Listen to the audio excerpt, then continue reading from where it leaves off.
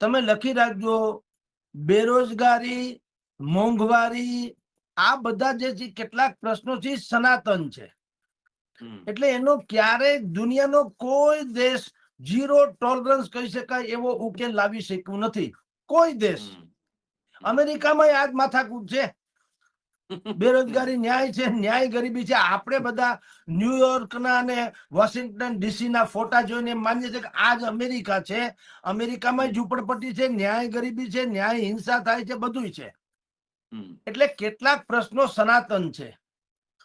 પણ હવે એ પ્રશ્નોનું નિરાકરણ લાવવું હોય તો તમારી કે મારી પાસે સત્તા હોવી તો જરૂરી છે.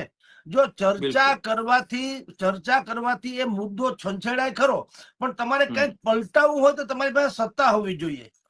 100%. તમે ડ્રાઇવિંગ સીટ ઉપર બેઠા હો તો તમે ગાડી જ્યાં ત્યાં ચલાવી શકો, બાકી ગાડી તમારી ખુદની હોય તો પણ તમે બેક સીટ બેઠા હો તો તમારું કાંઈ ચાલે નહીં.